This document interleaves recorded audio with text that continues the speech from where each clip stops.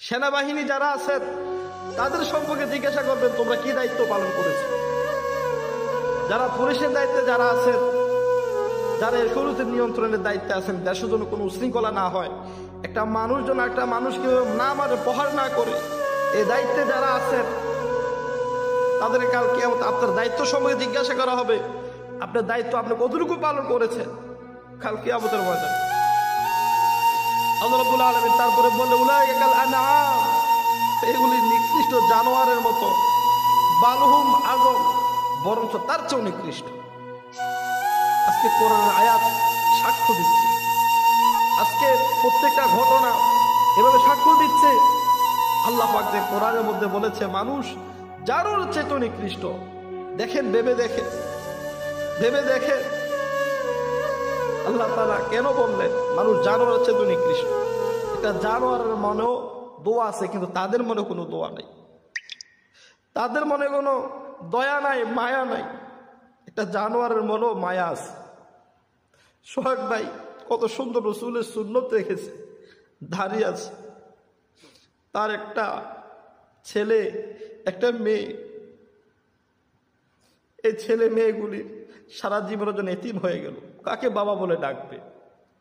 নিজের চোখের সামনে সন্তান যখন দেখে তার বাবাকে এভাবে মারা হচ্ছে, এটা কিভাবে সহ্য করবে? এটা কিভাবে সহ্য করছে?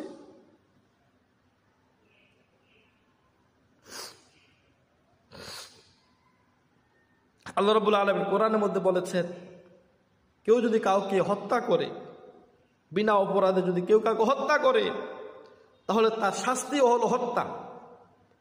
প্রশাসন ভাইয়েরা এবং যারা দেশ রক্ষার দায়িত্বে যারা আছেন, যারা দেশকে পরিচালনা করেন, যারা বিচার কার্যের মধ্যে যারা আছেন, আপনারা যদি এর বিচার যদি সঠিকভাবে যদি না করেন, এর বিচার যদি হত্যার মধ্যে যদি হত্যা যদি না করেন, খোদার কসম করে বলি কাল কিয়ামতের ময়দানে আপনার এর জন্য অবশ্যই জবাবদিহিতা করতে হবে, অবশ্যই জবাবদিহিতা করতে হবে।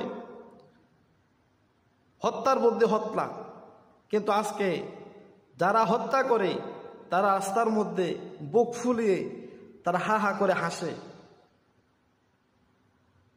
যারা হত্যা করে তারা বুক ফুলিয়ে রাস্তার মধ্যে হাঁটে। আচ্ছা, কি দায়িত্ব পালন করতেছি আমরা? কি দায়িত্ব পালন করতেছি?